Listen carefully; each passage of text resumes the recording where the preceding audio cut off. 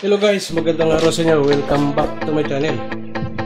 Sa video ito, ituturo natin yung iba't ibang klase ng cable gland na armored type. Yan ay E1W at saka yung compression gland na A2.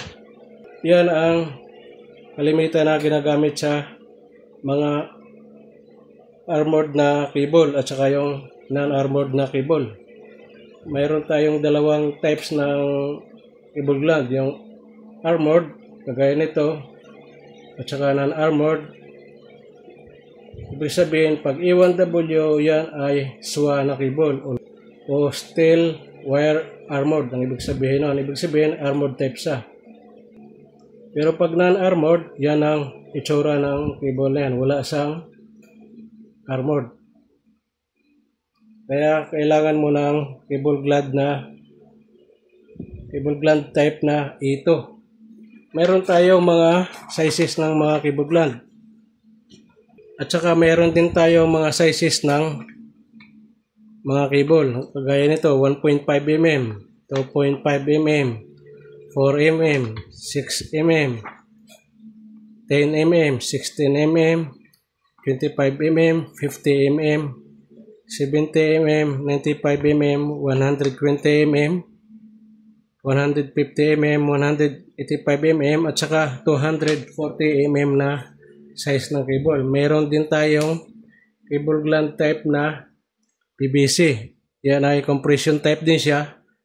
Kagaya nito yung itsura din yan. At saka yung itsura naman ng compression gland na ito ay yan ang itsura niyan.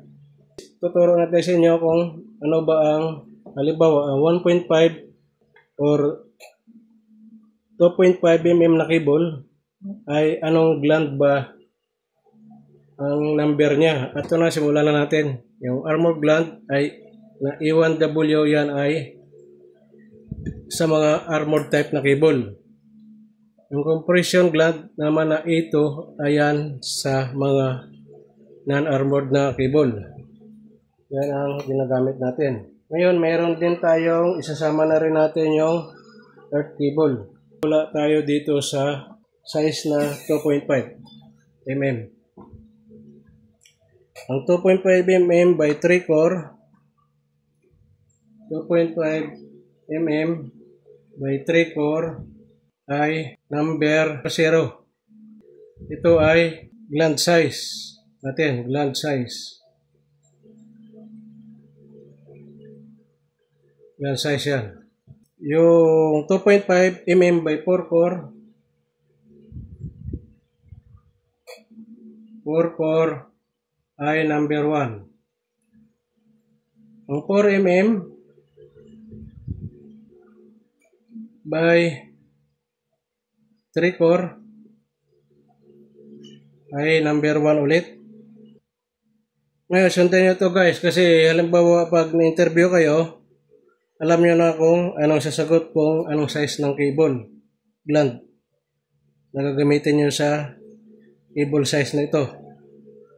Ang 4 mm by 4 core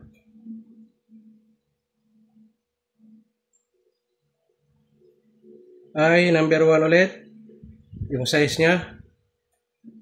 Ang 6 mm by 3 core ay number 1. Number 1 pa rin. Ang 6 mm by 4 core ay number 1 pa rin. Yung size niya. Ito guys ay yung size niya. Kasi makikita nyo doon sa cable gland kung anong size niyan. Yung 10 mm by 3 core, yung C ay Korean guys ha.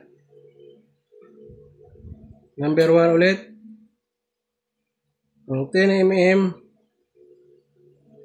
by 4 core ay number 2. 16 mm by 3 core ay number 2 ulit. Ang 16 mm by 4 core. Size ng cable gland niya ay number 2 ulit. Yung 25 mm by 3 core ay number 3. Yung size ng cable gland. Ito guys, ito gland size ito. Ito ay sa armored cable gland lang guys ha, yung E1W na type ng cable gland. Yung 25 mm by 4 core ay number 3 ulit. Ang 35 mm by 4 core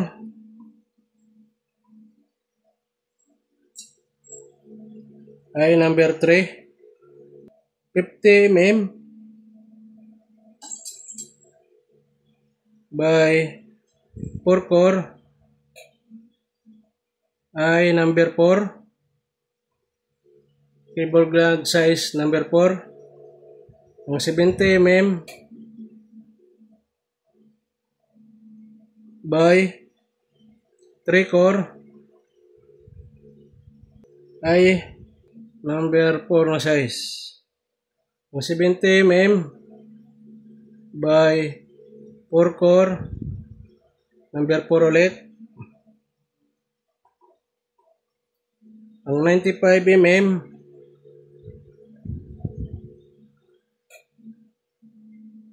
by 4 core ay size number 5. Ang 120 mm by 4 core ay size number 5 din guys. Ngayon, pinulang tayo.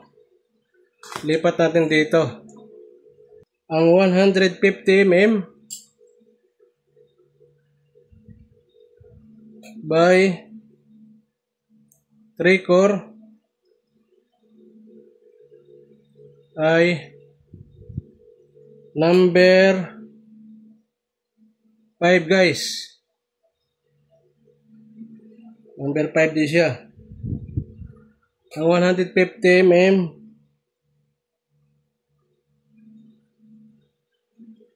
by 4 core ay number 6. Ngayon guys, screenshot ko na para makuha nyo. Ito ay sa armored cable gland E1W. Ngayon, lipat naman tayo dito sa compression gland guys na ito. Isasulat natin yung size naman ng kable at saka kung anong size ng cable gland na compression type ang gagamitin. Halimbawa ito yung 1.5 mm by 1 pair. Ang P ay pair niyan guys ha, number 0. 1.5 mm by 2 pair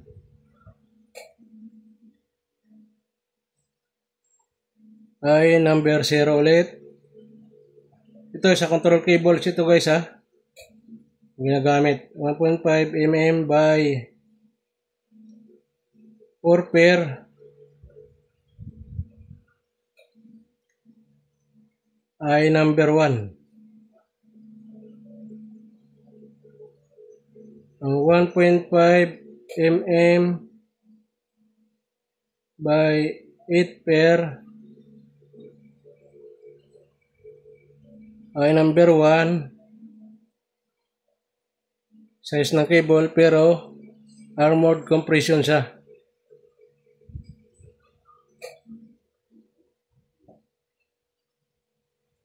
Compression type.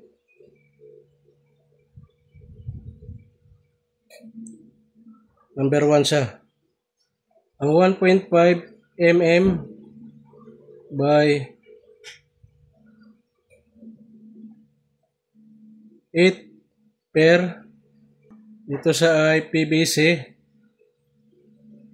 type na cable ay number 2, compression siya. Compression type. Ang 1.5 mm by 12 core. Ito sa ISWA. Yan. Number 1 size type ng cable gland. Ngayon, natapos na tayo dito. Dito naman tayo sa earth cable. O PVC type na cable natin. Ito sa ay earth cable. PVC. Yung yellow green. Ngayon, sa size na tayo guys. Yung 6 mm.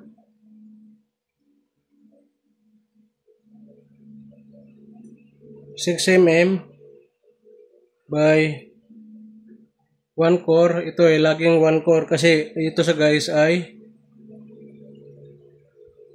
ground cable. Wala sang pair at saka wala sang kung ilang bi-core o ilang sang core. 00 10 mm by 1 core 00 ulit. 16 mm by 1 core equals 00 ulit guys. Yung size ng cable gland. Ito size ng cable gland. Yung 25 mm by 1 core ay number 0 na. Yung 35 mm by 1 core, yan ay number 0 na rin. Yung 70 mm by 1 core ay number 1. Ang 95 mm by 1 core ay number 2. Number 2 size ng gland. 120 mm by 1 core equals number 2 size na gland. Yan guys, yung mga size ng cable gland na gagamitin natin kung tayo nagte-terminate o ikaw ay terminator. Dapat alam mo ito, yung compression gland na A2 at saka yung armored cable gland na E1W. Yan ay armored type dito. Ito ay compression gland na non-armored type na cable. Kaya yung gagamitin nyo ay ito yung size ng cable gland na gagamitin nyo. Ito yung sa earth, ito yung sa mga control cable na ginagamit sa mga transmitter. Yan, karamihan yan. Mga kung ilang pair, 1 pair, 2 pair, 4 pair, 8 pair, 12 core. Yan ay ginagamit guys sa mga iba't ibang klaseng cable gland size na ginagamit natin. Ito ay makakatulong sa inyo. Halimbawa ay tinanong kayo, kung halimbawa tinanong kayo sa interview, armored type cable gland E1W, saan ginagamit yan? Kaya masasagot mo na kaagad na sa armored type na cable.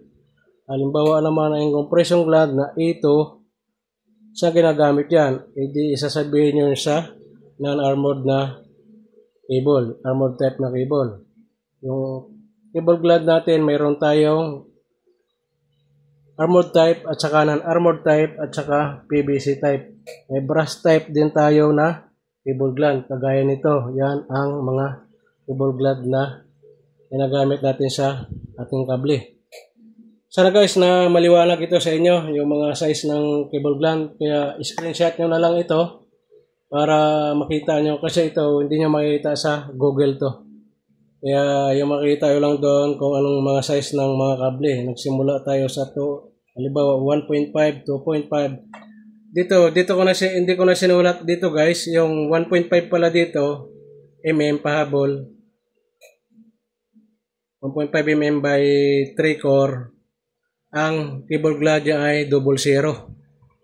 Yan ang 00 yan. Kagaya nito. 00 yan.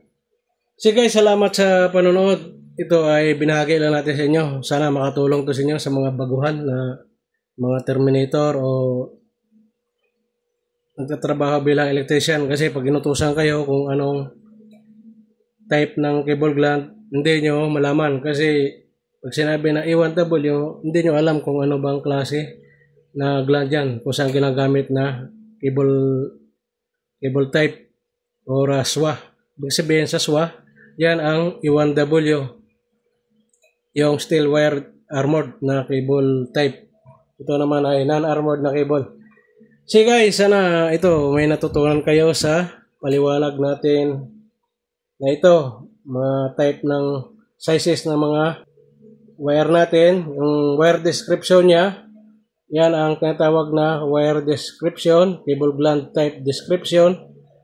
Yung 3-core, 4-core, at saka yung 1 pair, 2 pair, yan ang mga description type ng cable. Halimbawa kayo ay cable pulling, yan makikita nyo dyan sa cable schedule. So guys, salamat sa panonood. Ingat kayo lagi kung saan kayo naroon. Hanggang sa muli. Paalam. And I got your little boo telling me she love me. I got this one, that one. Damn, it's gonna be a long night. Yeah.